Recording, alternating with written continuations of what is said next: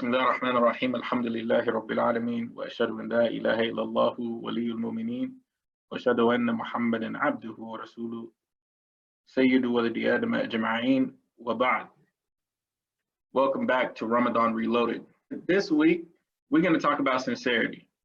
This is like from the raqa'iq, from heart softeners, by far, unequivocally, no cap. This is my favorite topic to talk about, sincerity, because this is probably one of the most misunderstood concepts when it comes to this theme. Sincerity is by far, from all the heart softeners, you know, every person, every student of knowledge has like a science that they like the most.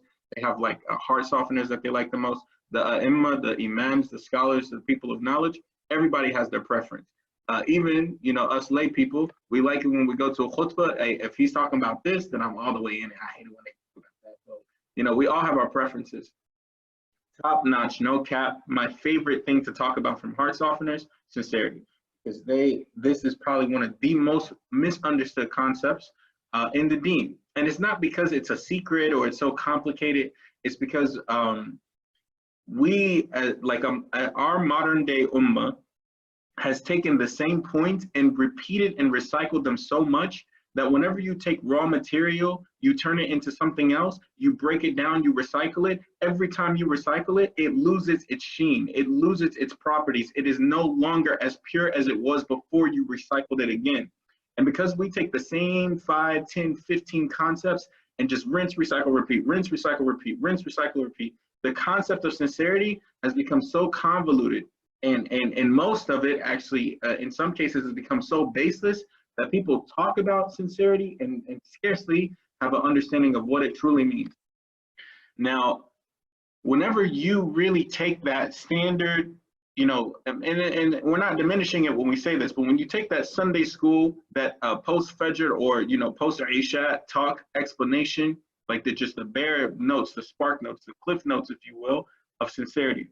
When you take that and you just drop, if you try to apply it to many situations, you will see that from its very fundamental nature, that definition means that you can't be sincere, not even like half the time. You won't be sincere most of the time. So if that's the case, that means most of your actions, since they're not going to mostly be for the sake of Allah, like eating and drinking, doing everything for the sake of Allah, by that definition, or doing everything with ihsan, you know, restraint, you know, following the way of the Prophet Muhammad sallallahu alaihi wasallam. If you use that definition, apply to every situation, we don't ever want to take what we learned about the deen and start aiming it at other people. Oh, well, so-and-so ain't sincere at all. Shoot, he ain't got no ihsan. You know, we never want to take what we learned about the deen and start pointing it at other people. We always, when we learn knowledge, shaitan gets in our system and says, look at these people. They don't have this ihsan. These people definitely don't have the taqwa mentality. No. Ramadan Reloaded is you taking a mirror and looking in it, looking right in it for everything that you have going on between you and Allah. So when you look at your actions through these definitions of taqwa, you're going to find most of your actions are not sincere. That means most of the stuff that you do, even in worship, we're not talking about mu'amalat, like, you know, just your day-to-day actions and affairs and transactions and dealings with people. Most of your worship then is not for the sake of Allah. Because say Ammi says, get up and pray Fajr. You get, and you're like, I just don't want her to keep coming in here and bothering me, Allahu Akbar. You go hit the wuzu, and then you rock out your two, and then you go back to snooze. No bars. I'm warming up. So in that case, did you pray Fajr not for the sake of Allah? Was it not sincere?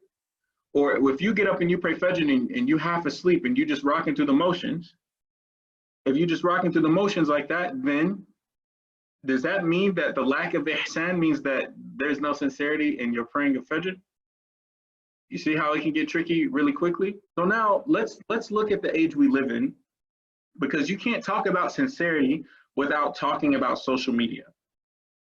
The reason why like the concept of ikhlas, of sincerity, and social media go hand in hand is because I can't say we all because I don't have any social media. Most of us have a virtual identity. We have pictures of ourselves online. We upload daily, every few days, weekly, once in a blue moon. We put portions of our life online, and we use social media to look into the lives of other people.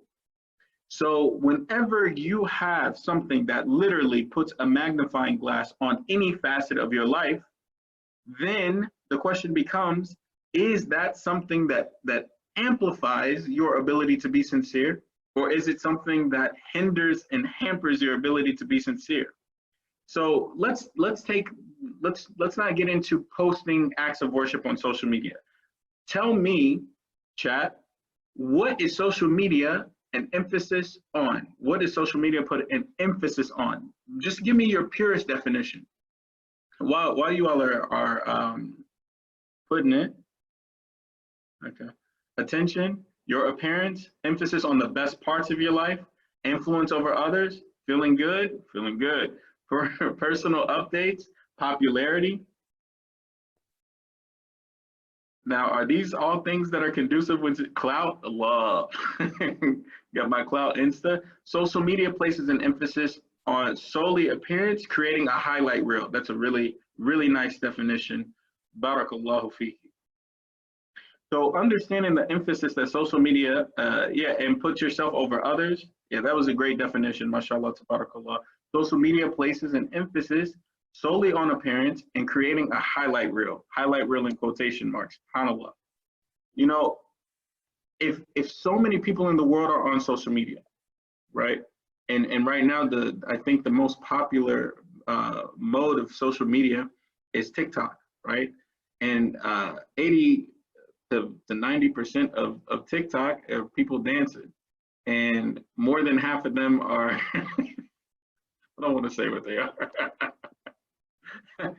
But all of that aside, you look at TikTok, right? You look at Instagram. You look at Facebook, even. You know, even though Facebook has become the home of aunties and uncles, but you know, you still got people who float and look in people's lives on there. What's the other one? MySpace? No, I'm kidding. That's a bad joke. And Twitter, right? All of it is putting an emphasis on individuality, and it's like the removal of privacy, right?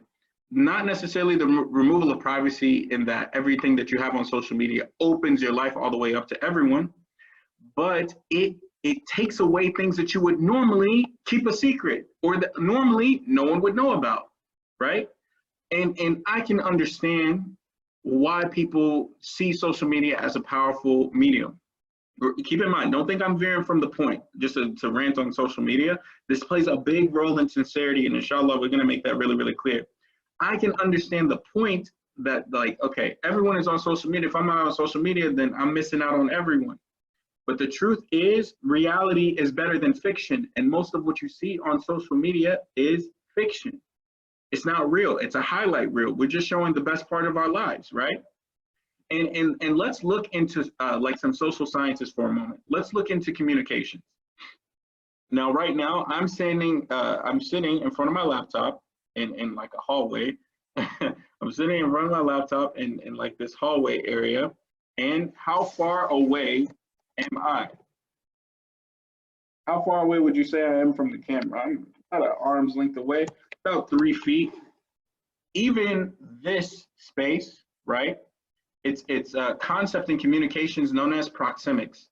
Proxemics is the impact of distance between people on communication. Now, normally when you stand and talk to someone, like we have sisters here. Normally, if I stand and talk to a sister, I'm not 3 feet in front of her or like this close to her, right? Even brothers, y'all know, give me like 3 feet. You know, this is, I mean, 3 feet at least. You know, yeah, you got to back up a little bit, right? Especially with the social distancing, which is ironic because social distancing is a term used to tell you to keep people in your social space. Social space is not intimate space, which is 3 feet or less. It's closer to like 6 feet away from you. So people in a social gathering normally don't stand like this close to one another. That's kind of creepy, right? Now, on social media, most pictures are taken like this. So the minute that you put like images of yourself on social media, you literally put people in your personal space through imagery.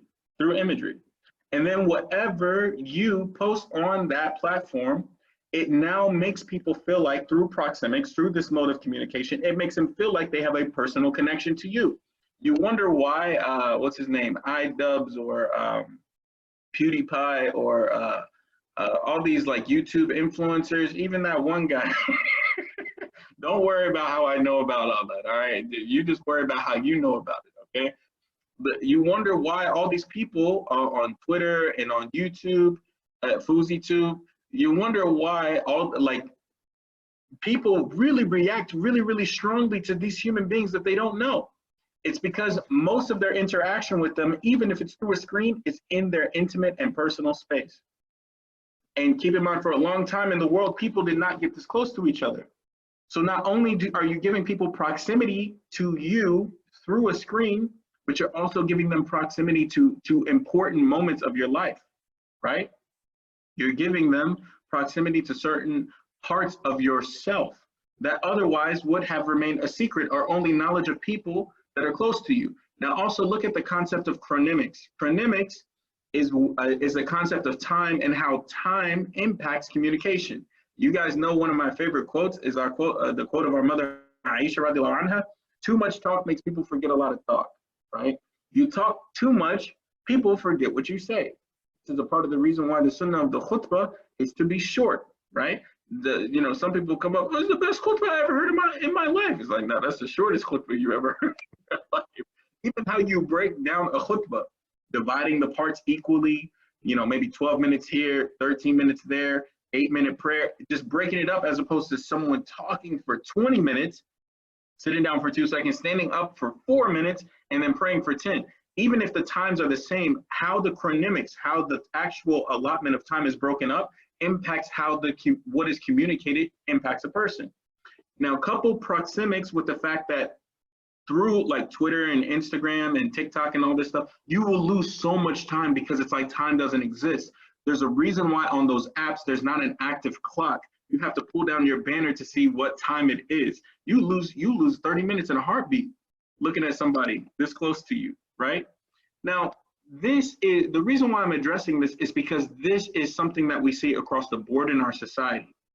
And when you have a society that removes what would normally be social distance between people, that removes what would normally be privacy between people, and what removes what would normally be tangible, impactful time in modes of communication from people through social media, this culture makes itself evident not just in our vernacular and our terminology and how we deal with each other, not just in our character, how we are in person versus how we are online, but it also makes itself evident in our spirituality. Makes itself evident in our spirituality. Because now in your brain on a psychological level and in your speech on the level of communications and interpersonal communications and public speaking and all of that stuff, everything then becomes connected to this platform. And that's why many people post the acts of worship that they do on this platform. And it corrupts the most fundamental thing that adds sweetness to worship. So because social media is intrinsically interconnected into the intimate aspects of our society, that's your daily dose of alliteration, inshallah, because it's intrinsically like in there, like in our modern day interactions and how we speak and how we interact with each other, how we are online versus how we are in real life, the perception that we have of ourselves, the perception that we have of others, how is it that, and this is not like a jaded remark or anything. How is it that, and just follow me for a moment, like take your emotions, put it to the side and just listen to my words. How is it that a person who puts makeup on their face is more popular than a person who saves lives every single day, like a doctor? Any of you who went to our signs of the hour or our signs of the day of judgment, y'all know about Luka ibn Luka, that the Prophet ﷺ said there will come a time where the most popular amongst you will be the least amongst you. No college degree, no education. They're not doing anything impactful for the society. They just put makeup on their face. And they're an influencer. These people are role models. These people, how did the Ace family become like something that when I say Ace family, you know who I'm talking about. Who are these people? What have they done for the world besides take some money from some people and stuff like that, right? How is it that someone dancing for 15 seconds on an app that's relatively young, how is it that this person can become rich It's our perception of social media and the people who are raised up on that platform that impacts our perception of, say, people like scholars. Like, I will listen to, without questioning, someone on YouTube talking from their personal life. They're not educated, they're not anything, but they're talking about themselves. But when a scholar speaks, I question all of it. You know, if I see it in a tweet, maybe I like it. You see how our social media perception, how it can corrupt our spirituality? And specifically, what we're going to talk about is not just social media. That's just addressing the tide of the times. But we're going to talk about how these things impact our ability to be sincere and our concept and understanding of worship. Because this like platform becomes fuel for insincerity. Because most of what you see on the platform is completely insincere. It's fake. Can you say that a lot of clout has to do with appearance and sexualization of men and women? You already know. And I know we have some young people in the chat. I know we have some parents in the chat. But I'm saying this not to promote any evil, but because most of the people in the chat, the ones that I know and the ones that I don't know directly, I know most of you are older. There are, I won't say anything specific, but there are specific types of models on Instagram that show specific types of their body parts. The body parts is used for something that, for like removing excrement, excuse me. How can that be something that's hypersexualized? But you see how that platform can make you, it makes you think different. It impacts you literally on a psychological level. It's crazy how it works, right? And I want you to know that the devil's greatest trick is convincing people that he doesn't exist. You think, oh, it's just social media, just swipe left and blah, blah. And Shaitan is tricky. If he could get our father Adam alayhi salam out of Jannah, don't think that he can't corrupt you through social media. Or don't think he can't corrupt you through, you know, watching some stuff on Netflix or Hulu Plus or Amazon Prime or whatever method you follow and stream it. So a lot of our perception of how we even view the opposite sex, the premise of it comes through social media, and that's very, very scary. Imagine a time where your perception of the opposite gender was based purely off of this, of like physical interaction with them. And now it's all through a screen. You can stare at someone again and again and again throughout the day and they not even be aware of it. Now we veered a little bit. Our brother Hanzala asked in the Q&A portion, what if you're posting for dawah purposes? We're going to talk about that, inshallah. And we're going to make a distinction between what Islam says, what social sciences says, and what Isa says, because these three aqwal are not the same. Qala Allah wa qala Rasulullah in the statements of the ulama, this is supreme. Social sciences are there for us to have knowledge of society. And I'm less than all of you. You can take my statement or you can leave it. If you find some good in it, then keep it. But for the most part, the only good that I have is what I quote from the deen. So, you know, you can take my opinion and leave it. And I always try to make my opinion clear and separate from everything else, inshallah. All right, let's take a deep dive. Let's take a deep dive into sincerity, okay? Take a deep dive into sincerity. And that means I'm going to ask you a question. Now, you can go look this up. This is the ayah from Surah Al-Zumar, verses 2 and 3. It talks about ikhlas.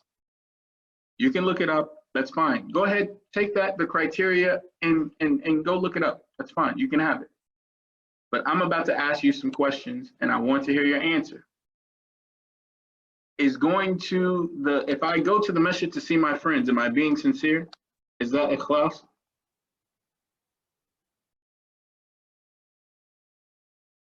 If I put it online that I'm feeding the needy, if I put it online to spread the dawah, if I put it online to teach you, is that sincerity?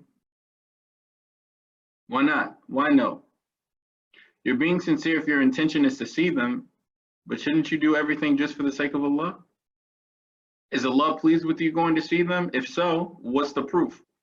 Because to know what Allah is pleased with and to do it, you have to have a proof. Now, one of y'all are going to be like one of the people who shaded on the day where there's no shade except the thought of Allah subhanahu wa ta'ala. They meet their brother for the sake of Allah, and they leave them. They meet their sister for the sake of Allah, and they depart for Allah's sake. These people will be shaded on the day of Deen.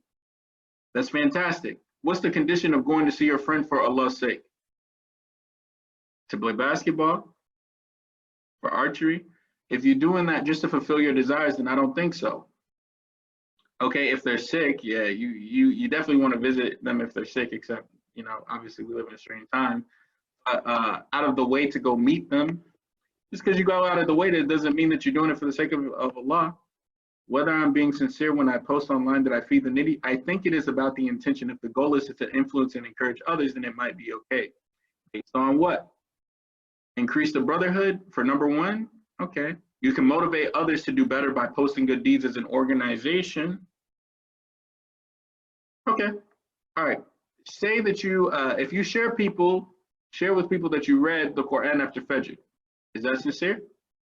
So right now we have seeing your friends, right? Let's not even put at the masjid. Just go to see your friends.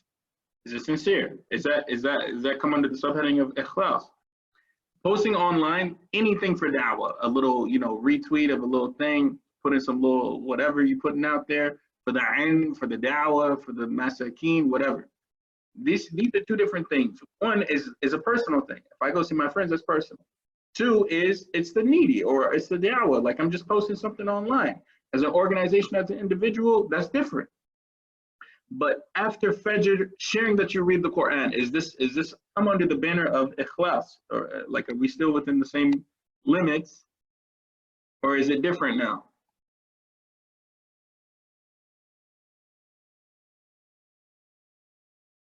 Now, we can highlight and say that this is one thing because this is personal, right? You can look at that.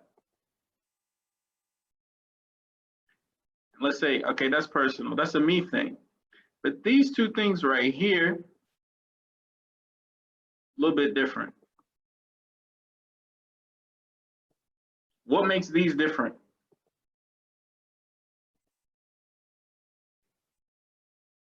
Why do you want to share in the first place? I think that's what you meant to put. Why do you want to share in the reason why these two are different is because this is like a clear act of worship. Feeding the masakeen, yeah, there's specific acts of worship. This is mentioned in the Quran. Reading the Quran after Fajr, or reading the Quran at Fajr, we have the verse from Isra, is a good thing. But Fajr is worship and reading the Quran is worship. I think it could be because then you're showing what Muslims should be doing for number three. Okay, it depends on the person's intention. If you do it for the sake of encouraging others to also read and reap the benefits, then it can be sincere. But if you do it to show off your religiosity, then it won't be sincere. Does anyone see the trend here? Couldn't your argument be for anything, everything? I'm in a picture with a friend who begged me to be in it, but I'm in a thobe. I like that one. I'm in a thobe though. You should keep your acts of worship private. Should you? Does anyone see the trend between these three things? Like, what's the commonality? Now, I will tell you now, the answer is not your intention. The answer is not your intention. What do these three things have in common?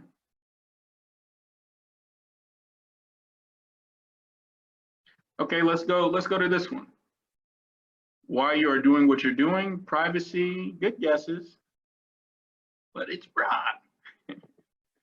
All right, let's check this one out. Tell people about halaqaat that you're going to. Hey man, I'm going to the halaqah with Shuyukh so-and-so. You should come too. Yeah, the class last week was long. Consistency, I like that as a guess. That's a good guess. Showing off, okay. So they could benefit too. All right, let's look at one more. You let your friends know that you gave money to a Muslim in need. Is that out of bounds? What do all three of these questions have in common?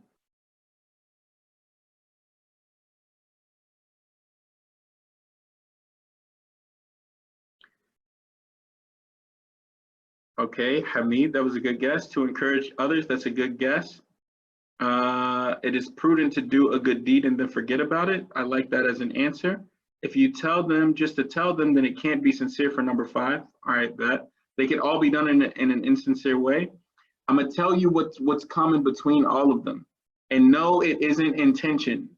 Sharing information with others for the sake of validation, that's also a good guess. They involve Islamic actions that are encouraged. Yes, that is a commonality between them. You can't really deny that. You can't get away from that. I'm gonna tell you what they all have between them, okay? It is a very thin line between sincerity and showing off. It's hard to keep the right intention throughout. That's very true. What all of these have in common is that only you can answer them. Only you can answer that. No one can see it. And this is something that is really, really important when it comes to ikhlas. It's literally in here. It is the most hidden thing. Like, if I did it for the sake of Allah, if I did it to be seen, if I did it for the numbers, if I did it for the money, if I did it, for the clout, if I did it to be around the opposite gender, no one will know. No one will know except Allah and me. That's it. Literally, in each of these situations, from seeing your friends, to feeding the needy, to reading Quran after Fajr, to telling people to go to the halaqaat, in all of these situations, it does involve other people. But only you know if you're doing it for the sake of Allah. Only you know that. And so then the question becomes, well, how do I know I'm being sincere in the first place? Before we can talk about that, and I think someone asked this in the Q&A, and inshallah, we're going to get to what practical tips do you have for people to better use social media? Do you really want me to answer that? What is the best way to test your sincerity? Because I feel nowadays people don't realize that they don't have the right intentions. All right, let's do the Nia check real quick. Let's look at Nia real quick. Let's look at how we oftentimes approach sincerity. It's a very lackadaisical thing, even though it's a hidden thing. Nia, no one can take, no one can do triple bypass. Open your heart and be like, oh, that's their sincerity. If you zoom in there, you see that little twinkling thing. Yeah, that's their Nia. Ooh, you didn't come here for the sake of Allah. Like, no one can do that, right?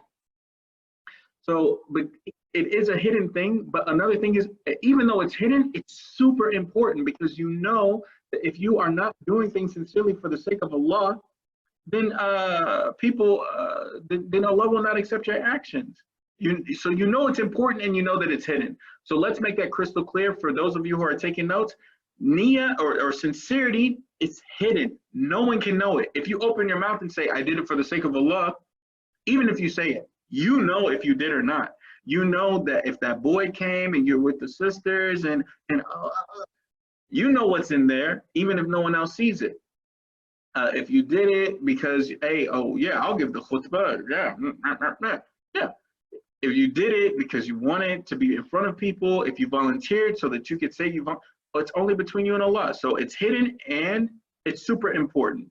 So let's look at how we kind of have this delusional self-aggrandizing approach to Nia. This one is probably the most disgusting thing. I hate this. This is a me thing. For those of you who do it, I don't hate you. But I hate it when I hear this. All right, brothers and sisters, let's just take a moment to purify our intention. You know they ain't never worked. That moment ain't never helped you with your intention. Guys, I just want us to all take a moment and just purify our intention. Nobody's intention works like that. Sufyan ibn Sa'id al-Thawri, and I take his aqwal, I'll take his statements over anybody's, except obviously Allah subhanahu wa ta'ala and his messengers sallallahu alayhi wa sallam. Sufyan ibn Sa'id al-Thawri rahimahullah, he said, Nia takes the longest time to build, and it's the quickest thing to destroy. It takes the longest time to build it up, and it's the easiest thing to break. So it takes a long time to get, guys. If you weren't sincere until this moment, take a moment, be sincere. That's that light switch mentality. Sincerity is something that you gotta always be working on. So that's not a thing. You are taking something that's super important and saying, give it a moment and fix it. All right, we good? Okay, let's do the thing. That's not how Nia works. It's far more complex and dynamic than that. And then a person will say, hey, I'm doing it to inspire others. First of all, who are you to inspire others? Why is it, what makes you think that you doing it is inspiring others? We know, like I can only speak for the brothers. We know brothers who post a lot of stuff on Twitter, on Instagram. But really what they're posting is a shot in the dark. I'm one click away from seeing models. I'm one click away from seeing curse words. I'm one click away from some rant, some person attacking Islam, some people like talking about something inappropriate. the people who have the most followers on Twitter, the last I checked, I think one of them is Kim Kardashian. Kim Kardashian became famous when I was in middle school, and I remember exactly what she did to become famous, because there was another person named Paris Hilton who did the same thing she did to become famous. I'm not going to say what it is, but it wasn't good. All right. These are the role models on this platform. Now, while it is good that you post something to inspire others, think about, all right, imagine this. Say I go to a bar. We know people go to a bar to get drunk. And in between songs, I call the adhan, I recite a nasheed, because I'm not going to recite Quran in a bar. I call the adhan to get the shaitan up out of there, and I give like a nice little nasheed. You give a nice little nasheed between songs. What is the weight of my adhan calling on making the shaitan flee, and my nasheed, like recited like these nice Islamic songs and reminders and stuff? What is the impact of that versus the bar and the music and the dancing in between? We have to be realistic. I'm going to say his name. I don't think I've ever said his name like in a public forum like this, but I'm going to talk about a discussion that I had with a brother. This is, I just turned 7, alhamdulillah. This is my 7th year as a Muslim, alhamdulillah. So happy Shahada Day to me, alhamdulillah. Not today, but at the end of March. So now we're 7 years old, alhamdulillah. Early in my time as a Muslim, I used to do Shayktality for Al Maghrib Institute. And Al Maghrib had sent someone to come. It wasn't even Shayktality for Al Maghrib, but anytime Shuyukh will come, alhamdulillah, we're always put in a position where we could drive them around. But in my early day vigor, I used to argue with them sometimes. I used to, meet with all 3 of my hadith and my, broken assalamu alaikum. I felt like I was really doing big things. So I thought that I could talk to these people who dedicated their lives to knowledge. I thought that I could talk to them at the same level, right? So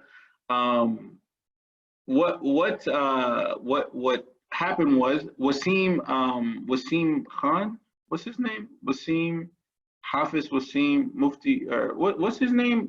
Wasim. It's the guy that has Quran Revolution. I can't remember his name. But yeah, Wasim Sharif. Yeah, Wasim Sharif. Wissam Sharif, my bad. So he came into town. And mashallah, he was really, really nice to me. He gave me like a big hug. I've never been hugged by a man like that my entire life. He gave me a hug. He made so much dua for me. I was like, yo, this guy is mystical, man. I watched him pray Tahiyyatul Masjid. I was like, yo, that's the deepest Tahiyyatul Masjid I've ever witnessed from another human being. And we had time before his Quran lecture.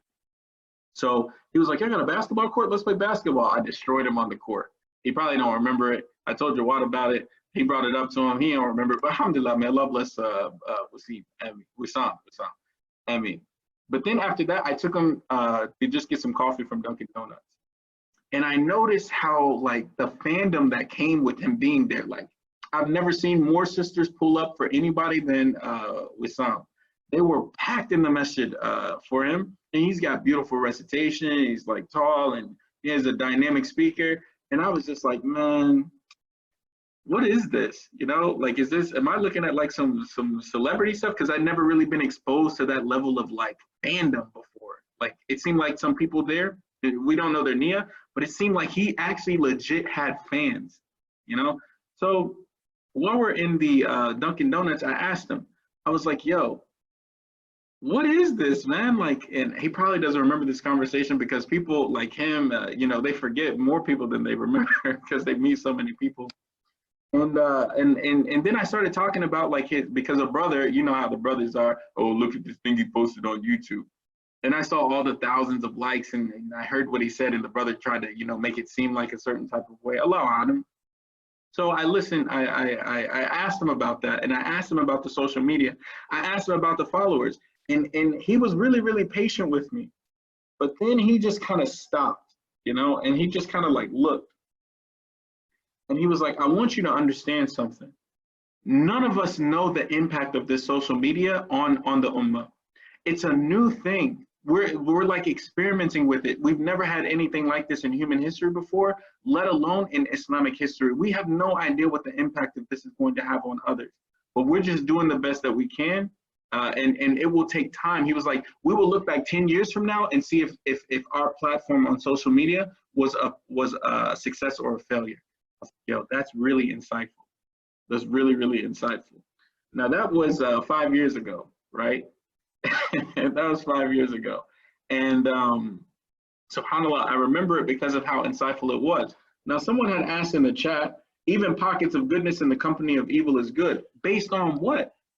Like if you're going to say that, what are you saying it based on? Like it's better for you to go to the bar and call the adhan than to not be in the bar and call the adhan. Let me ask you, is that platform worthy of the adhan? Or would you rather wait for them to come out, or rather meet them before they get intoxicated and dance and get exposed to the music, or outside of that corrupt environment? Would you rather find them somewhere other than that environment and then get the shaitan up off them with the adhan, then show them the beauty of the nasha'id? So saying that you do it to inspire others, well, that requires context, and it requires being very realistic with yourself. Is it really inspirational? Is it if I go on Instagram, I have to acknowledge I'm going there to share good with people, but I also have to acknowledge this is a platform where people who are weak in self-determination and self-discipline could be exposed to great evil. I have to know both. I can't just be like, well, I use it for good. Well, right next door to my good is a whole bunch of evil, right? Some people say it's good to share. It's good to share. Like, it's good to share good, right? You know, it's good. So share the good. That's good, right? Well, it depends. It depends. You know, there is, even when it comes to like sharing donations, right? We have the verse in Surah Al-Baqarah. If you keep it hidden, alhamdulillah.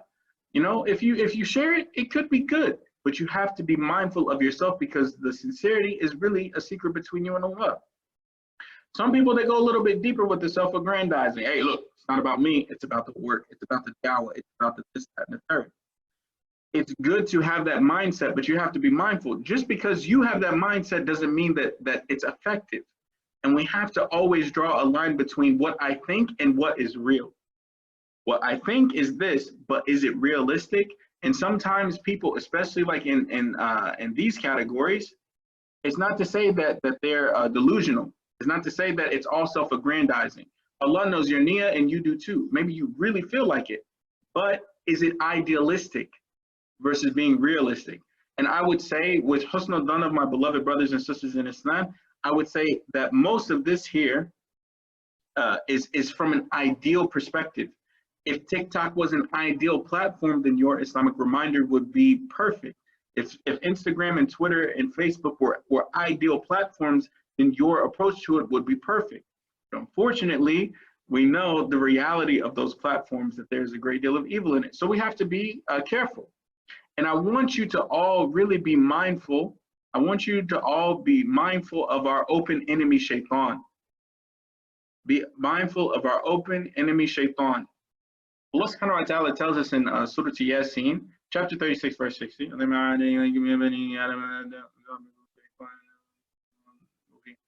Allah says, O children of Adam, I told you not to worship shaitan. I admonished you. I told you, do not worship shaitan. Indeed, he is to you an open enemy. Allah says, I told you that. I told you, do not worship shaitan. That means that sometimes the ibadah that we think that we're doing is not ibadah to Allah. It can in fact be ibadah to shaitan. And that is a very, very scary notion, because now we're seeing, while you can think that you're sincere, you could sincerely be doing it for worship to shaitan. And now I want you to reflect on the verses also from, what is it? Surah Al-Kahf, chapter 18, verse 103 and 104. When we tell you who the greatest losers are, it's the people who thought all along that they were doing good. They thought the whole time, yo, I'm killing the game, I'm doing good. But in the sight of Allah, it came up as 0 on the day of judgment. You got no hasanats for it. So we ask Allah to keep us safe from that. Now look at the dichotomy of worship of shaitan and like a delusion of what we think intention is. Look at the difference between that and what Allah subhanahu wa ta'ala says about a mukhlas, a person who is truly sincere.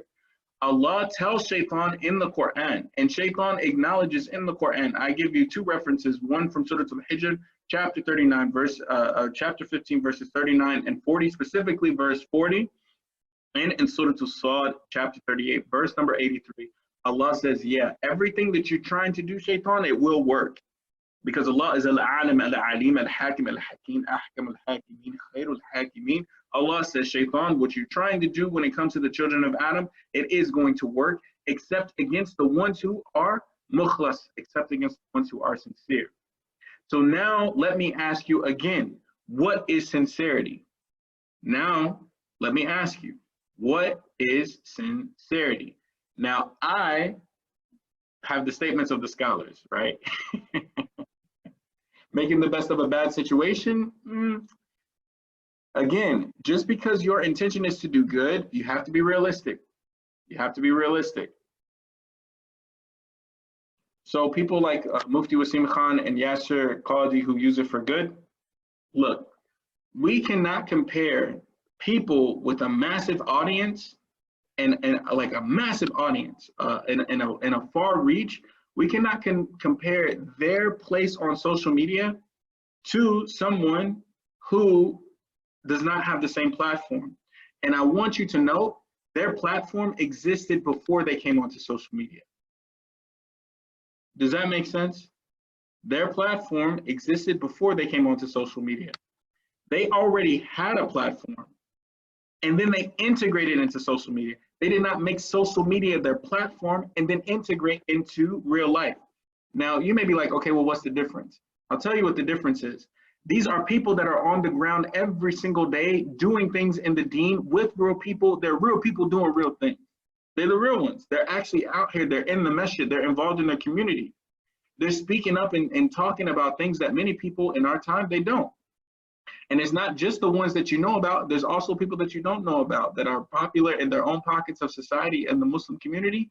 And they're real people doing real things. They're not creating an illusion of sincerity on a platform that is insincere, and they're trying to translate that into real life. And the reason why that is impactful is because these are people who have knowledge.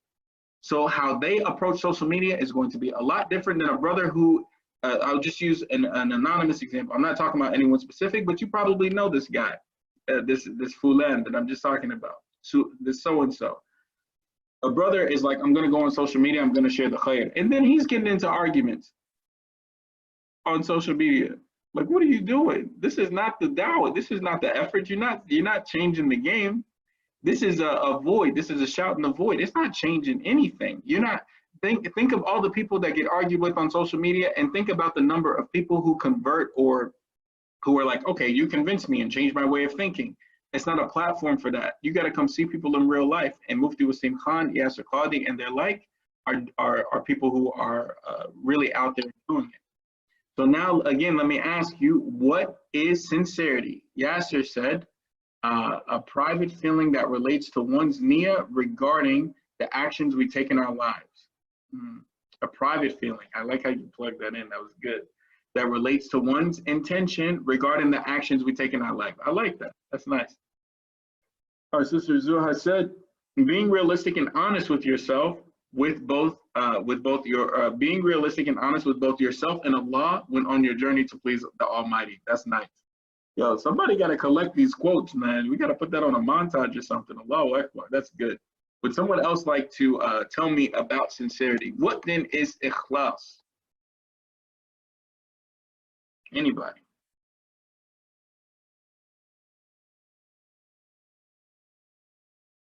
And you know, the social media thing is not the highlight of the talk, right? But I'm using it because it's probably the greatest platform of duplicity, of like dual lives that Muslims live. You got a fake Instagram, you got a fake Twitter so that you can talk like this here, but people who are from your community, it's like a really, really serious thing, especially when it comes to the youth. Having knowledge to do what's good and doing for the sake of Allah, mashallah. And you also, having the knowledge to do what's good and doing it for the sake of Allah. Ahsan, that's great. Doing actions with the taqwa mindset and having that be for the sake of Allah. Great. A shield against our enemy. Hey, if you're sincere, you get the Umar treatment, the Umar ibn al-Khattab treatment. What is that? as we all know, when Prophet Sallallahu Alaihi Wasallam said, when Umar is coming down one side of the street, Shaitan goes to the other. Why? Because Shaitan is sincere. Allah said that Shaitan has no power over the mukhlas, over the person who's sincere. So why is Shaitan going to mess with Umar? He's moving for the sake of Allah. He's going from point A to point B with Allah in his mind. He's like, I'm not even going to mess with this guy. And Shaitan really tries to attack people. We'll save that for Shaitan talk. I don't want to go. Constant retrospection in actions. The muhasiba is really important. It's a really good point.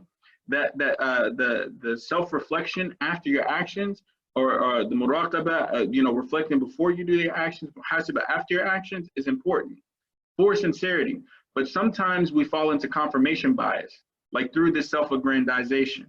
Your confirmation bias makes you think, no, this is good, I'm doing it for the sake of Allah. But in fact, it may not be, by the criteria and definition of what Allah considers it to be sincere, not based on what you think is sincere.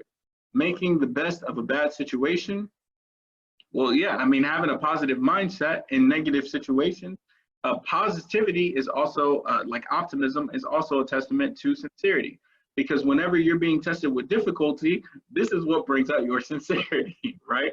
And that's from the verse in Surah Al-Baqarah, chapter 2, verse 214, and the verse from Surah Al-Ankabut, chapter 2, verses 1, 2, and 3.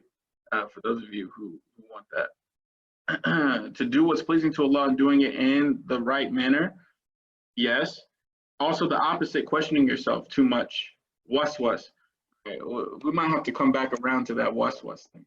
Let me show you what some of the imams of this deen said about sincerity. All right, where'd I hide that? I hid it somewhere in here. Up. Acha. Okay. Let me bring this down. Zoom this out. We're getting tricky. You like this? Is this doing it? I know it's not a pretty presentation, but so we have 4 imams here, and this is their quotes. All right. Imam Yaqub said, a sincere person is one who conceals things that are good in the same way they conceal what is bad. The same way you don't want people to know about your sinfulness, that's the same way that you should conceal your good. Secrets. Now you guys saw it at the top over here that we had like secrets. And I noticed that no one really mentioned, or like a couple of people mentioned it, but secrecy is a big deal in sincerity. You sincerely hide your faults. Why not sincerely hide your merits too? So a sincere person is someone who conceals things that are good in the same way they conceal what is bad. Now a person may be like, well, what if I have the ability to do good? Should I just be like, no, I can't do it? Well, no, that's not necessarily what we're talking about. We're talking about what's between you and Allah, and banking some of those things in there. And we're going to talk about the ultimate masters of secrecy, all right? True sincerity, and this is what Imam As-Susi said, true sincerity is to lose the faculty of being conscious of your sincerity. That is like, if you don't take anything from this talk, take this, all right? I'm about to give it to you. Take this, keep it with you forever. This is Imam As-Susi, rahmatullahi alayhi. True sincerity is to lose the faculty of being conscious of your sincerity. When you're really doing something for the sake of Allah, you do not think about doing it for the sake of Allah. We gave this analogy when we talked about the heart, for those of you who are present. A heart that is full of sincerity, like it's like a white heart. Let me break out my little. Yeah, we getting deep in here. Bismillah. All right. Yeah, these are all ugly. All right, Bismillah. So I want you to think about a heart.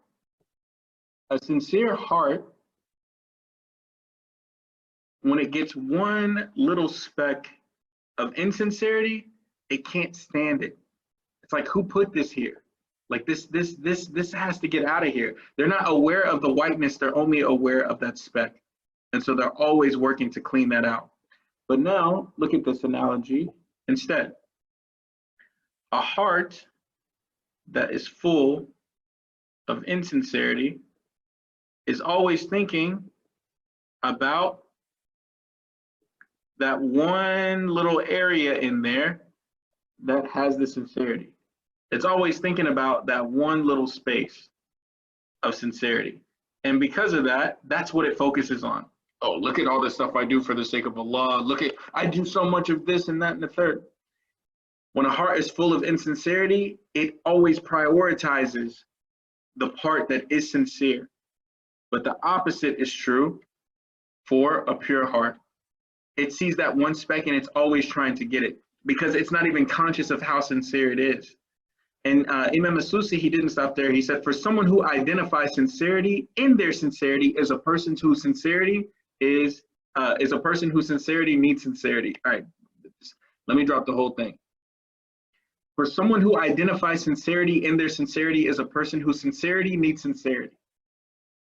These imams are just on a completely different, they're just in a completely different space.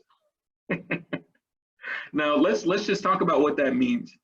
If you contemplate your sincerity, to contemplate it means that you're admiring your sincerity. And that admiration of your sincerity is actually an affliction. But that which is pure is free of affliction. That which is pure is free of affliction. So if you're truly sincere, then you will not need admiration. You will not need to admire it. You will not need others to admire it for you. Because anyone who identifies their sincerity in their sincerity, that means that their sincerity needs to be more sincere. Did that make sense? Is someone somewhere like, ugh, yo, because this thing is deep. It gets me every time. And then let's look at a little bit further at what this means. It means that one's deeds needs to be purified of self-admiration concerning the details of the actions they entail. So sincerity does not start with making sure people like, I'm not doing it for other people. You need to make sure that you're not doing it for you to admire yourself. Look at all this stuff that I do. I'm involved in all these things. Who cares? You need to look at your own actions, and just like the quote that our sister had shared, Sana, you can never do enough, so you should always be more. And the sincere heart is always thinking about things in that way. All right. Now, just for the sake of time, we're going to keep moving. Imam Ayyub, rahimahullah, he said, it is much harder for the people of action to purify their niyyah than it is for them to execute the action. So people who are always like big time on their action, like I'm doing this, I'm doing that, I'm doing this, I'm doing that, I'm in MSA, I'm in Islaminati, I'm in Musliminati, I'm in this organization, I'm working with these people, I'm doing this, that, and the third, I work for this masjid, I work with this youth group, I'm this mentor, I teach Quran, blah, blah, blah, blah, blah, blah. You can do the action. Allah had equipped you with the ability to do the action, and that's great. That's amazing. But the thing is, the niyyah is what requires a lot of help. And someone had asked in the chat, is 100% sincerity possible to keep for a long time? One of the statements of the Salaf al-Salih is that you cannot hope to maintain sincerity.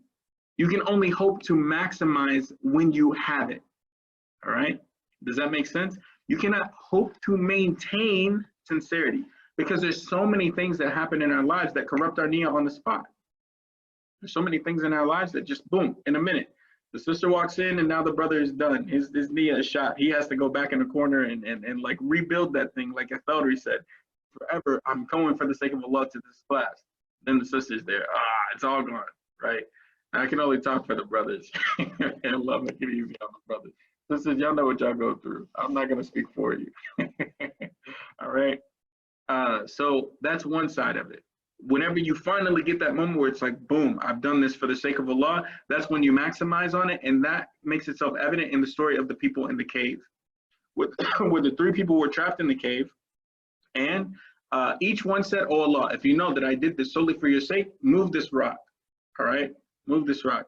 The quote was, you cannot hope to maintain sincerity. You can only hope to maximize on it when you have it.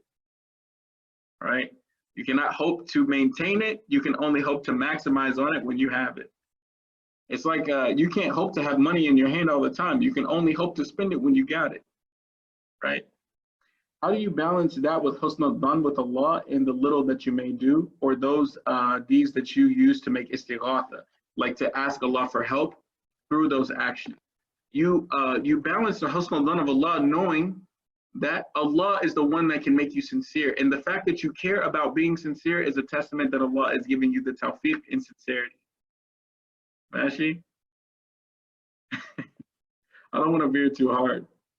In regards to the second definition, isn't it good to constantly check your niyyah? Yeah, of course. Of course. Constantly check your niyyah. Always check your intention. But again, keep checking it. Keep checking it. Don't check it when someone's like, hey, let's take a moment. Like, no, every moment is the moment to check your intention. Some of you have noticed in working with me on these groups and different stuff, I try my best to never know how many people are coming. I try my best, because that little thing, even though in my heart, I know I don't care, I don't want to care. I don't want to care. I don't want anyone to be like, oh, you got so many people. Yeah, who cares? Who cares? I don't care. If it was just me looking at this heart, Hilal, Imran, and the few participants who came, alhamdulillah, we try to come with the same energy. And for those of you who was back with me, back in the closet at ICM, back when we was in the shopping center, you know that we still keep the same level of intensity, whether it's 2 people who come or it's a squad, because that is just like a way to try to keep the niyyah in check. What is the case if you think that you're truly being sincere in your actions, but obviously Allah knows you better, and what is really in your heart? So how do you tackle the situation? You doing it sincerely for the sake, just like how you can tell, like, all right, once this person pulled up, my niyyah was gone. Once I knew my friends were, like, if my friends don't come, I'm not going. Like that's kind of some corrupt niyyah. Like, oh, if it's not so-and-so speaking, I don't want to listen to it. Fix your intention. It's one thing if it's a topic, but you should never go to something for the person. You should go for the knowledge or for the content, right? In this situation, you know you're being truly sincere when you've reached this level that you're not even focused on being sincere anymore. You're focused on not being insincere. This is why this quote is really, really powerful. True sincerity is to lose the faculty of being conscious that you're sincere. So now the only thing that you're focused on is what is corrupting my niyyah. Okay, let me block that out. My friends, let me get that out of here. I'm me waking me up for Fajr. Okay, Jazakallah khair, I'm me, but I'm doing this for the sake of Allah. Yeah, I missed my alarm, but alhamdulillah, it's all on me now. It's just between me and Allah. That is where the heart should begin to go. You're not even aware of your sincerity. You're not even admiring, oh, I do so much for Allah. No, it's like, let me try to add more. Let me try to purify and scrub out those little blemishes of insincerity. There was a question that got asked here. Let me just go back. Sometimes I feel scared to take on Islamic action publicly because I worry that my niyyah will most likely change due to friend status. How can I fix this? Anyone who is on the path of the service to the deen, even if it's just your friends who are like, mashallah, you're so mashallah, like mashallah. Even if it's just your friends who do that, it can corrupt your niyyah, let alone having 100 people come up to you, Ustadh, Sheikh, Sheikha, oh, mashallah, all this stuff. I will tell you what my Sheikh told me from the statement of Imam al-Qahtani. There's 2 types of zuhud. There's 2 types of abstention where you don't care about things. There's zuhud, abstention from money. Some people, they don't care about money, they don't care about clothes, they don't care about nothing, like from the dunya. But Imam al-Qahtani, he said, that's great. But the greatest type of zuhud you could have is not caring for praise. Zuhud for thana, for praise of the people. Now, what does that mean? That means that you have to reach a place, really, you want to get to a place, and we're going to talk about this at the end, where you don't care at all. I will tell you what I just told some brothers the other day. There is nothing more liberating than acting purely for the sake of Allah. When you act for the sake of Allah, it's so freeing. It's so hard to do things for people. When you do it for the sake of Allah, man, Allah will make the people okay with whatever you're doing. You don't have to worry about the numbers. Allah will bring the people. You don't have to worry about, obviously take your asbab, tie your camels. But when you stop acting for the people, it just makes your heart feel at ease. Oh, I heard these people. Who cares? I did it for the sake of Allah, alhamdulillah. I don't care what nobody said. I know I did it for the sake of Allah. I know I followed the taqwa mentality. Halas, I don't even have to address it. One of my favorite things, and inshallah, I'll finish with that point before we keep going through the quotes. One of my favorite things about Ibn al-Qayyim, Ibn Kathir, the Mufassir, he said about Ibn al-Qayyim is whenever he used to pray, he used to always make his ruku' and his sajda really, really long. And the people would come up to him after the prayer, brother, you know how the people are the best. Brother, you should make it so long, you know, everyone's a sheikh. This is Ibn al-Qayyim, Shamsuddin, son of the religion, Ibn al-Qayyim. He said, the guys would come up to him, hey, it's too long. You know, the Prophet said to make it easy on the people, you know, everyone's a sheikh. But Ibn Kathir, he said, Ibn al-Qayyim never ever addressed what they said. He was never like, hey, look, the ruku' and the sajda, he never ever refuted them. But Ibn Kathir, he also said he never changed his practice. The reason why this statement of Ibn Kathir is so impactful is because it shows that Ibn al-Qayyim, he did it for the sake of Allah. He made his ruku' long for the sake of Allah. He made his sajda long for the sake of Allah. He did not do it. He didn't leave it because the person was complaining. He didn't leave it because the person was complaining, because he was doing it for the sake of Allah. And them being in prostration and ruku' longer is good for the sake of Allah. But we don't want to keep up here. I hope we answered your question, anonymous questioner. A lot of time when I do an action, people assume I'm doing it to show off, and it kind of gets to me, and I avoid doing it in public. How do I don't care what people say. Don't care what people think. Look, in some circles, people call me Sheikh Drip because of my shoes and stuff. I've had some brothers approach me, brother, like tulab, like students of knowledge. You shouldn't dress so flashy. You shouldn't. I ain't put it on for you. When I woke up in the morning, I didn't think about none of y'all. I thought about Allah. I'm trying to do the ihsan. I'm trying to do my thing. I ain't thinking about nobody. So just like Ibn al-Qayyim, no matter what the people say, if you know you're doing it for the sake of Allah, don't abandon the practice, right? And if it's impacting other people and harming them, then reconsider. But if it's, people say that I'm doing it, who cares what the people say? Min al-jinnati wan nas, man, you just keep them to the curb. It's for mankind and jinn kind to share our things. So just keep it moving on them. This will be the last question I answer before finishing the quotes. All right, so we can wrap this up because I don't want this turned into 2 hours. And one sister, I'm not going to say who, Sister Cynthia, tell me I need to make it short. By constantly correcting and forging our niyyah, we are building the skill of consistent spiritual growth. Building such a skill is what we need right now as we head into the holy month of Ramadan, preparing ourselves on our journey to taqwa elevation. May Allah bless you, Yasir. Allahumma ameen. Now, so last but not least, let's look at the quote of Fudail ibn Iyad, rahmatullahi alayhi. He said, Ikhlas is forsaking action for the sake of other people. Forsaking action for the sake of other people is to seek their admiration. So if even to the brother who asked this question, if I'm leaving an action for the sake of other people, then that means I'm doing it like with them in mind. And to act for the sake of their admiration is shirk with Allah. That means that you're making them equal with Allah, right? And that's what someone asked. Doesn't this mean that we're all committing shirk? Not necessarily, right? Not necessarily. There's more conditions to it than that. We're not just going to make some broad sweep, and we're all committing shirk with our intention. We're not going to make some weird broad sweeping statement like that. Not really. But when you care more about what people think than you care about Allah's pleasure, then you have to be careful that you're not entering that shirky turkey gobble gobble territory. All right. To act for the sake of their admiration is shirk with Allah. Sincerity is when Allah frees you from both of these states. Sincerity is when you don't leave actions for the sake of other people and you don't care about their admiration. Because of the hadith in Sunan at-Tirmidhi narrated by Aisha radiallahu anha, whoever does something to please Allah, then Allah will be pleased with them. Allah will make the people pleased with them. Whoever does something to please the people at the risk of displeasing Allah, Allah will be displeased with them. Allah will make the people displeased with them. So when you do things for Allah's pleasure, then you can trust that Allah will make the people pleased with you because Allah controls the hearts of the people. If you do it to please the people, then know that you've lost Allah's pleasure and you will lose the people soon too. Look at these YouTubers who go from being famous to being, cast in obscurity. 1 minute, you're talking about, 1 minute, you're talking about this influencer, and the next minute they fell off the face of the planet. So now we need to let's document heat checkers. Heat check in basketball is where a person is hot, they shoot the threes and all this stuff, and they're not missing. And then they shoot a crazy shot just to heat check, just to make sure, just to check the temperature in the room. Can I just hit anything? So sometimes with our ultimate intention, we also have to have heat checks. So the first is, when it comes to checking your intention, this is what Ibn al-Jawzi mentioned in his Tibul Ruhani.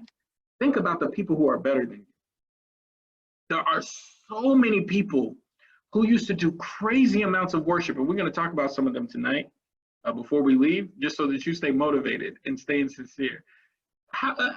Your little thing that you put on Facebook, Jazakallahu khairan, good job. But it's not like you went 20 years praying Qiyam al-Layl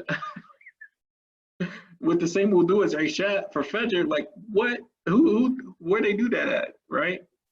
So think about the great ones, and whose worship is greater than the Prophet Muhammad sallallahu alaihi wasallam. So Jazakumullahu khairan. And now I'm going to mention the quote of Nu'man, the hadith narrated by Nu'man ibn Bashir, radiallahu anh, where the Prophet sallallahu alaihi wasallam, a man asked the Prophet sallallahu alaihi wasallam, sometimes people, they praise us for the stuff that we do. Sometimes people, they're like, hey man, mashallah, you do so much good stuff and so on and so forth. How should we feel in those situations? The Prophet ﷺ said, this is Allah giving you glad tidings. And that doesn't mean go out and seek people to praise you for the actions. It means when you do good and people are like, hey, I really appreciated that. Hey, that thing was really impactful. Hey, that was really helpful. Hey, thanks for bringing me on board with that. When people say stuff like that to you, inshallah, it's a sign of glad tidings from Allah that the action was accepted. And so you can think about the great ones. You may be like, okay, could you please zoom into the screen? Yeah, I got you.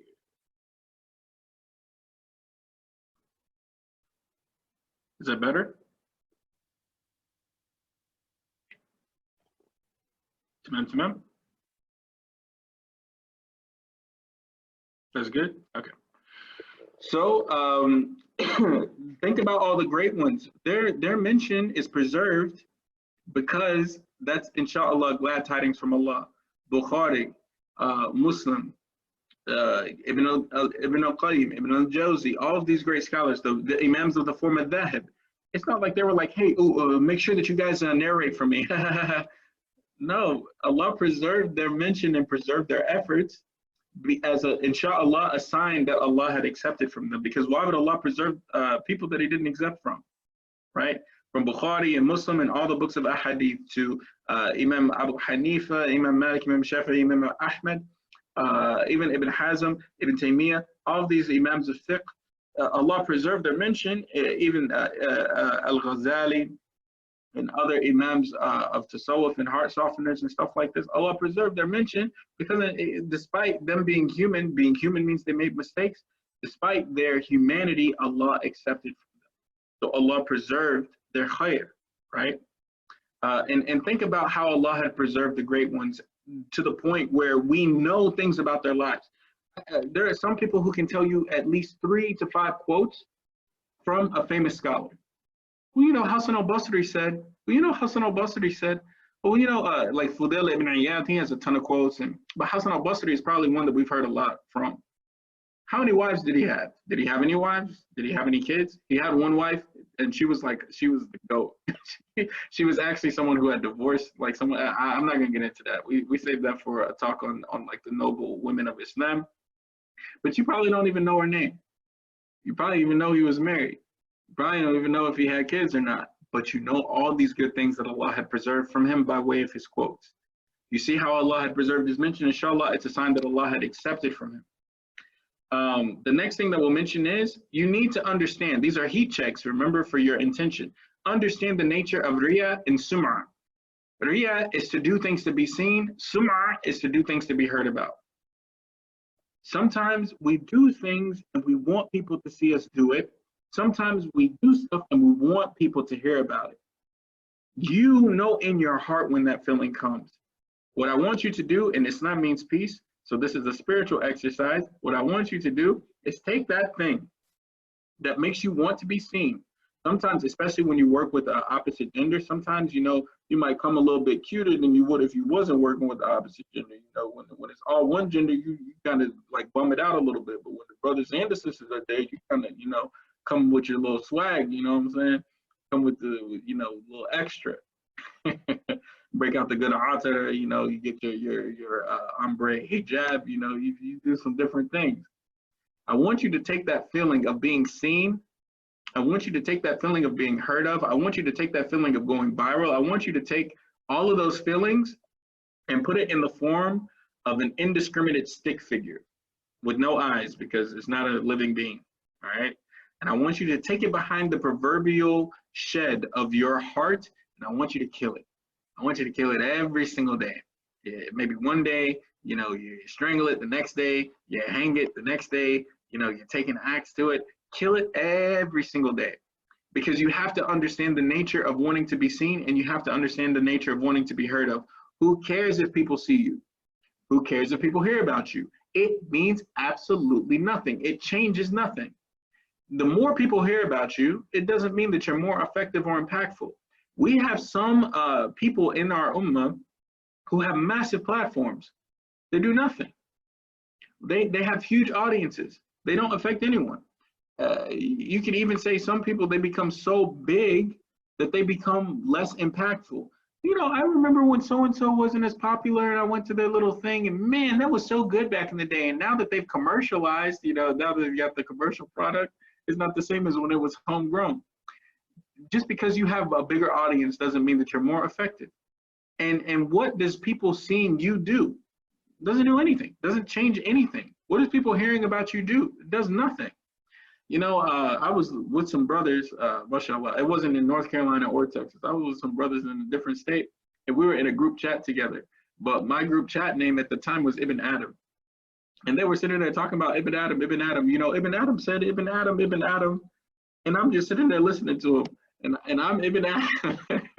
They were saying good things, but I'm just like, alhamdulillah, it's good to be unknown. And I'm going to talk about that a little bit more whenever we get to the secrets of the masters of secrecy.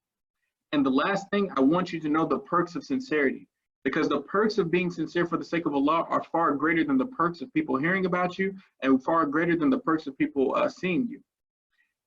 Being sincere for Allah alone is the most liberating thing you could ever imagine. When you are acting for the sake of Allah and you're not burdened by the opinions and the thoughts and the statements of others, just because you're sincere doesn't mean that you become a jerk, all right? If you become like rude, standoffish, arrogant, because, oh, well, I did it for the sake of Allah, and that's not what sincerity looks like, all right? Oh, well, they got mad, but I did it for the sake of Allah. Like, sincerity doesn't look like attitude or rudeness, right? What I mean by liberating is whenever you are doing things for the sake of Allah, it helps you to filter criticism better.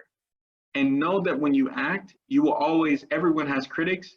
The Prophet Muhammad sallallahu alaihi wasallam, Allah verbatim in the Quran quoted the criticisms that the people of Quraysh, mushrikeen, the lowest people on the face of the planet, attacking the most noble of mankind, alayhi salatu wasalam. Allah quoted what they said. He's a madman. He's just being attacked by shayateen. You know, he's you know, like just a poet. Allah preserved their statements about him because everyone will have critics. If the Prophet Muhammad had critics, then know that you're going to have critics too. You're not going to get away from that. But the perks of doing things for the sake of Allah is it helps you to filter criticism. Oh, well, this person said this about me. Okay. Yeah, I did it for the sake of Allah. Like internally, you don't have to say it out loud to anybody, but I did it for the sake of Allah, and I did it according to this understanding, and I have my taqwa mentality in check. They kind of just hating, and it's okay. Or they just kind of being a little negative, or that's kind of nitpicky. It helps you to filter criticism, but like constructive criticism between destructive criticism, much better. So the perks of being sincere far outweigh not being sincere. Now, let me talk to you all about the masters of sincerity. We'll finish with our pro tips, and inshallah, we get out of here before 11 o'clock your time. May Allah make it easy. And may Allah preserve you all who have stuck around this long. I know you've been waiting on this, but this one right here, this is my guy. This is my guy. This is the master, and Allah knows best, but in my opinion, if you was to rank the masters of secrecy, this man is the master right here, all right? Ayub as-Sikhtiyani, rahimahullah, he used to pray every single night. Move the camera back. I'm just looking at the participant list. He used to pray every single night, Isha and Fajr with the same wudu, because he would pray all night long. Now you'd be like, well, when did he sleep? Ikhwa, brothers and sisters, people can sleep during the day. It doesn't mean he's sleeping for 15 hours during the day because he prayed all night. He's not like us. We stay up all night, we eat some cereal, we sleep until almost asr, right? So Imam Ayub as-Sikhtiyani, rahimahullah, he used to do it. But here's the kicker. Whenever Fajr would come in, let me move this camera back. All right, when Fajr would come in, he used to like raise his voice a little bit, so people thought that he was only praying for like a short while. He would keep it a secret. The only reason why he knew about it is because one of his contemporaries caught him. They were traveling together, and he caught him. And actually Ayub as-Sikhtiyani, he said, by Allah, don't tell anyone about this. And his companion, he said, all right, I won't tell anyone about this as long as you're alive. And that's what a lot of them used to say back in the day. Like, hey, don't tell anyone about this. And so whoever narrated it would be like, all right, I won't say anything as long as you're alive. So once you're dead, I will tell you. And that's how we actually get a lot of these stories from these great imams, which is amazing. Hassan ibn Abi Sinan, his wife used to say that he used to trick her like a kid. He would come and lay in bed and pretend to go to sleep. And then as soon as she fell asleep, he would get up and he would pray all night. And then when Fajr would come in, he would raise his voice a little bit louder, make it seem like he just got up and prayed with her. And then he would wake her up to pray Fajr. So one day she said, Abu Amr, which was his kunya, why are you killing yourself like this? You're tormenting yourself. You come and you play with me like I'm a kid. You pretend to fall asleep until I fall asleep, and then you get up like I don't know, and then you pray all night like I don't know, and then you pretend that you just got up like I don't know. You're just harming yourself. He said, no. I'm saving my sleep for Jannah. I'm saving, and this is not torment. This is investment. This is that like next level stuff. Zayn al-Abidin was actually the great grandson of Ali ibn Abi Talib, radiallahu anhu. For 10 years, he used to feed the Masakeen of Medina. He used to feed the Masakeen of Medina, the poor people of Medina. And the only reason why they knew it was him is because when he died, the homeless stopped getting fed. And whenever they went to go wash his body, they found the mark on his back from where he used to carry the massive bag of food every single day. And the whole time he's doing it for 10 years, he never knew about it. Now think about the hadith of narrated by Nu'man.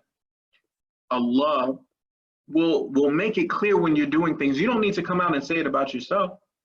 Allah will show the people if it's meant for them to know. And if Allah never shows a single person that you did it, it's fine. I'm going to veer for a little bit, and I'm going to talk about Imam Bukhari. Imam Bukhari, his father was Ismail al-Bukhari. So his name is Muhammad ibn Ismail al-Bukhari. His father, Ismail al-Bukhari, was actually one of the tabi'in. He's not as well known, but he was from amongst the third generation of Muslims. He died when Bukhari was young, and you see this often with some of the great scholars of the deen. They were orphans. Their fathers died when they were young, and so his mother actually could not financially support him seeking knowledge. So a man came because he was a savant at a young age. People knew about him when he was a kid. Like he reached the level of alim at the age of 11. He was big time, but he didn't have the money to travel. And unlike today, where we find every reason under the sun not to go learn somewhere, back in the day, you couldn't reach the level unless you went to go sit with people. Imam Bukhari said, I sat with over 1,000 Shuyukh. We sit with one person for 5 years. We feel like we did it. Anyways, so Imam Bukhari, because of his financial situation, he couldn't go. So an oil merchant actually came to him with a bag full of money. He said, I'll be back in a month and I'll give you more money. Just go seek the knowledge. Who is this person? We don't know. We have no idea what his name is. We don't know who he is. We only know that he helped finance Bukhari seeking knowledge early on. Then as Bukhari got older, he became a successful businessman in his own right. He was actually a successful businessman in his own right. But think of all the hasanats of the person who invested in him to go seek knowledge. We say Bukhari, it's in Bukhari, Sahih Bukhari. Imam Bukhari was the teacher of Imam Muslim. They were all contemporaries with and connected to the likes of Abi Dawood, of Ibn Majah, Imam An-Nasa'i, Abu Isa at-Tirmidhi. So Imam Bukhari gets all these hasanat for all of the people who put together those Sahih Jami'at, the authentic collection of ahadith. But the real winner is the guy whose name we don't know, who paid for him to go seek knowledge early on. Secrets between you and Allah. We're going to be in Jannah, inshallah ta'ala. May Allah give us firdaus al-a'la bi ghayri hisab. Allahumma ameen. We're going to be in Jannah, inshallah. And you're going to see that I'm neighbors with Bukhari and Abu Bakr, inshallah ta'ala. So, so you're going to see this guy walking around Firdaus with like all this stuff. You're going to be like, who is this guy? Who is this guy? He's going to be like, yeah, I'm the one that funded Bukhari early on. We don't even know his name, but we get to know him and be friends with him in Jannah. Allahumma ameen. And then the last one that we'll mention here before we get to the master of secrecy. I'm talking like you think Jedi masters mastered the force, like these people mastered ikhlas. And this is the way to keep to be protected against shaitan. This is the type of mastery that we want in perfecting, keeping things between us and Allah, and investing in secrets between us and Allah. And Ramadan is the time to do that. Al-A'mash used to visit a famous scholar named Ibrahim an-Nakhai. And anyone who gets into hadith, you're going to see Ibrahim an-Nakhai like everywhere. Imam an-Nakhai, he used to read from his mushaf constantly. But anytime someone would come into his house, or anytime someone would come to his porch, he would take his thobe and he would cover it, so people never saw him read a mushaf. And he used to beg Ammash. Al-Ammash, who's one of the greatest scholars of all time. Let me tell you about the secret of Al-Ammash. He's a great muhaddith, a great scholar of the deen. He lived his whole life. People thought that he was rich, but when he died, they found out he was completely poor. They thought he was rich because of how he carried himself.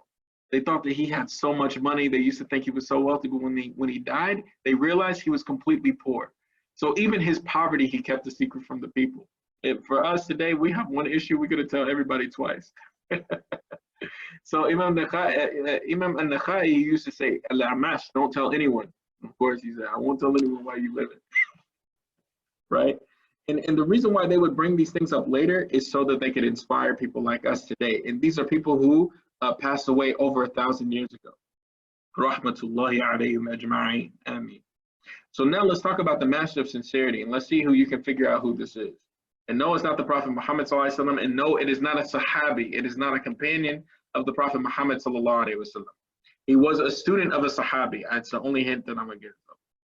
Na'im ibn Hammad, he said that when this person used to read the ahadith, used to narrate the ahadith of the Prophet ﷺ from memory in the gatherings, and when he would share the transmissions of the Prophet Muhammad ﷺ to people, that he used to cry, he used to weep, kind of like the sound that the camels would make before they would get slaughtered. He used to just cry like a baby. Al-Thawri, and for those of you who know, there's only one imam that I would ever be like, okay, if Al-Thawri said it, then khalas, I don't need a hadith. The only one I do taqleed to after Allah subhanahu wa ta'ala and his messenger sallallahu alayhi wa sallam from the imams of the deen is Al-Thawri, because of the level of knowledge that he had. So Sufyan ibn Sa'id Al-Thawri, rahimahullah, he used to say, I wish I could live 1 year doing the worship of this person that this person does in just one day. He said, I wish I could just take 1 year to do what he does in one day. Talking about the status of this person. Abda ibn Sulaiman, he narrated a story to us where, because this person, and inshallah, this doesn't give it away, this person was a big time scholar in Islam. But what he used to do was he used to alternate between being an abid in the masjid and a mujahid with the armies of the Muslims. So 1 year he would spend in complete worship in the masjid. The next year he would spend like going with the different armies and troops to different parts of the lands and stuff like that. So mujahid and abid, he would flip back and forth like this. So Abda said during one of the campaigns that we went to, whenever we were like coming up against the Romans, one of the things they used to do back in the day, you would think that this is straight out of a movie. No, it's not Salahuddin. Because Salahuddin was not the student of a Sahabi, but that's a good guess. So, and no, it's not his teacher, Nuruddin al-Zinki. We have our own talk just for Nuruddin al-Zinki. It's story time, kids. Just sit back and buckle in, buckle up because we buckle it in, inshallah. So, Abda, he said, one of the things that you should do with the armies is, as opposed to sending a bunch of people to just fight each other, take your greatest soldier and just put him out. And if he wipes out enough of your great soldiers, then khalas, just submit, and that's it. So whenever they came to this group of the Romans, they had this big warrior guy, man. He came out, and so the army, they put someone forward. The Muslims, they put someone forward. The Romans, they put someone forward. The Romans guy completely, Bismillah, Allahu Akbar, sent this Muslim back to his Lord, Shaheed, inshallah.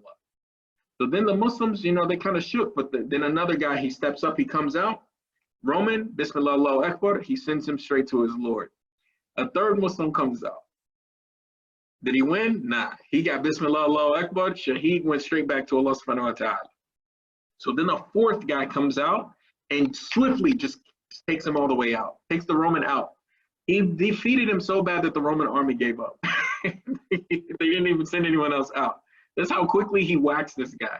Now people be like, oh, well, he was tired. These guys are not like us, where between walking to the refrigerator and then putting something in the microwave, we need to sit down.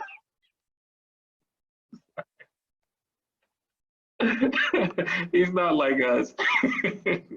These people back in the day were cut from rocks. We're cut from cottonelle, even though they sold out in the grocery stores. They love the story. I mean, I like the comments that are coming in the chat.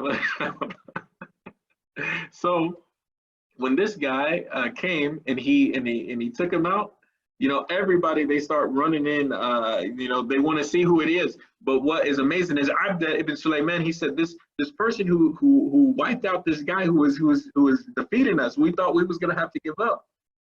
He walked away like nothing happened. He did his thing and he just walked away like nothing happened. So everybody rushes him. And they, they're trying to raise him up and all this stuff. So Abda, being Abda, he reached, because the man actually had his whole face covered. He had the whole thing like decked out, so you couldn't even see his face. So Abda, he grabbed it and he snatched it off his head. And they see this person.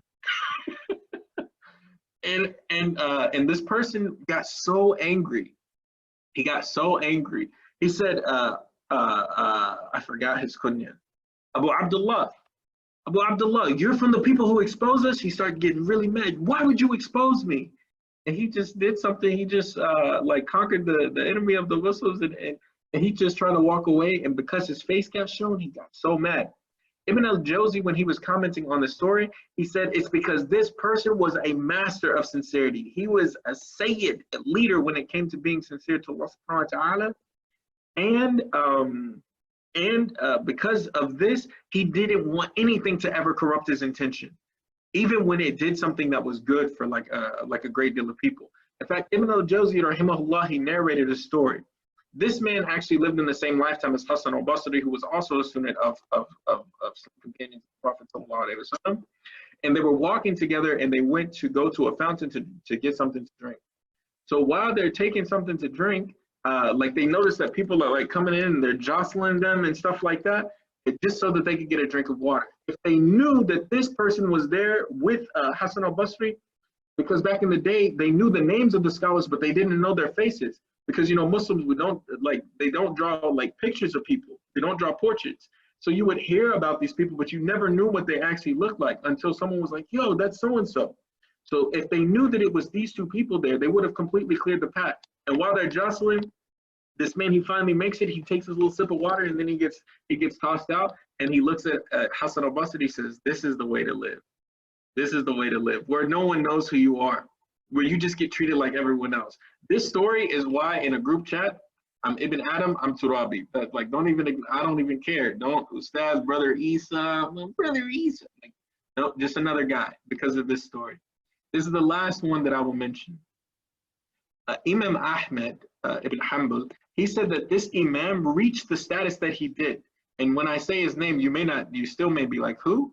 But if you know, you know.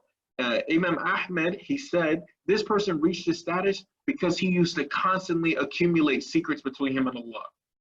And we know all this stuff about him, but Imam Ahmed is talking about all the stuff that we don't know about him. Does anyone know who I'm talking about?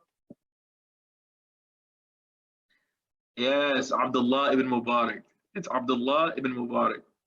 Abdullah ibn Mubarak was a student of Ibn Abbas. He was Mufassir of Quran. He was someone who gave exegesis of Quran. He's someone that narrated a hadith. He was someone that was deep in the field of fiqh. He was someone that helped lay the groundway for preservation of Quran and a hadith. And he was also wealthy, and he used to spend a lot in the path of Allah subhanahu wa ta'ala to help the needy. And all of these stories are about Abdullah ibn Mubarak. the master of keeping secrets between him and Allah. So bearing this in mind as we close, 3 things. First and foremost, here's your pro tips as we prepare for Ramadan, as your Ramadan gets reloaded. Make i'tikaf from social media. Don't make i'tikaf in social media. Don't, i'tikaf is when you do secret devotion and you go into the masjid in Ramadan. Start today. Go in i'tikaf from social media.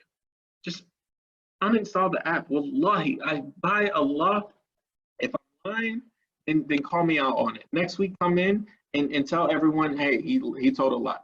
You are not missing anything on Twitter, Instagram, Facebook, and TikTok. You're not missing anything except entertainment. Even the deen becomes a source of entertainment on there. Just uninstall it. Just unplug completely. I would even go further and say, just guys, just take a step back from these pieces of plastic and glass that we keep on us like it's a life support. We can't do that because of the age that we live in, but at least keep WhatsApp, drop everything else. You don't need it. Just make i'tikaf from it as a means, and don't do it and be like, I did it. And if you do it and you say that you did it, then khalas. All right, that's between you and Allah. Inshallah, your niyyah is pure. But try to do it as a secret just between you and Allah. People are going to be like, I noticed that you haven't been on Twitter. I'm just busy getting this hasanat, Be a savage for your akhirah and start with just taking a step back from social media. Wallahi, if I had more time, and I've been talking for almost 2 hours, if I had more time, I would talk to you about the psychological impact of social media on the human psyche, but we don't have time for that. What Allah subhanahu wa ta'ala and His Messenger said is sufficient. The second is accumulate those secret deeds. Why do you want a bunch of secret deeds? So that you can make istighatha with them. So that you can ask Allah with them, like the 3 men in the cave hadith in Sahih. The 3 men in the cave, they each used something that they did solely for the sake of Allah, that they knew it's just between me and Allah, to make dua. Allah, oh Allah, if you know I did this solely for your sake alone without partners, then remove me from this difficult situation. This is one of 6 ways that you can make dua, and this is one of the best ways to make dua. I've had some situations come up in my life in the past where I'll tell you, inshallah, maybe this will be inspirational. I don't think I've ever told anyone this before. In Ramadan 5 years ago, actually it was 4 years ago. In Ramadan 4 years ago, I was in a situation where I had no idea how I was going to get out of it. So some brothers, they came to the masjid, and I was just camping in the masjid this Ramadan, trying to make i'tikaf, trying to do whatever I could to ask Allah for a way out of this situation.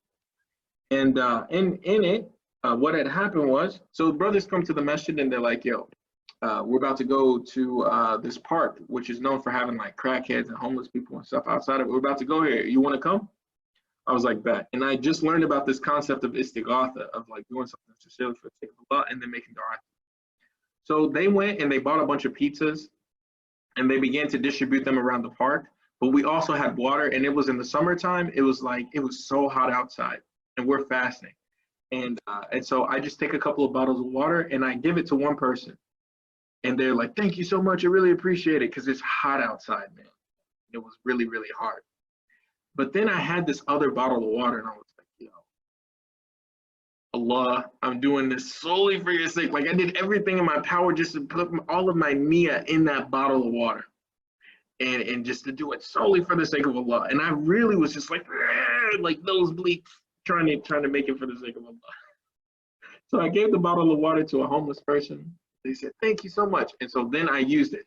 Oh Allah, if you know I gave that bottle of water, I said, oh Allah, if you know I gave this bottle of water to you, or to this homeless person for your sake alone, please help me out of this situation. Allahu A'lam, I think that bottle of water was the one that did it. So accumulate these secret deeds. Accumulate these secret deeds so that you can make dua between you and Allah with it. And I hope that story inspired you, because that little bottle of water, it saved me from like a great difficulty. And I want you all, as a pro tip, as we prepare for Ramadan, last thing, use this time as secret training. Like literally train to have secrets between you and Allah. of adding your sunnah prayers. Remember, add a little bit. You don't have to go all in. Oh, I donated money and no one knows about it and I went broke doing it. Like, you don't have to go all hard, you know, and do something once that you won't be able to do again for a long time. Begin slowly but surely. And for those of you who want to memorize Quran, memorize one ayah a week. Just one ayah a week. Oh, that's not enough. With Allah, it's more than enough. Use this time as getting into your hyperbolic time chamber like they do in Dragon Ball Z. You know what I'm saying? But get on in there, level up, come out with a, you know, your power scaling all jammed because you lose consciousness of how sincere you're being. All right. وبذا إخوتي قد تم مقصدي قد جمعت حمدي لمن بنعمته تمت بأعلاقي والسلام عليكم ورحمته وبركاته.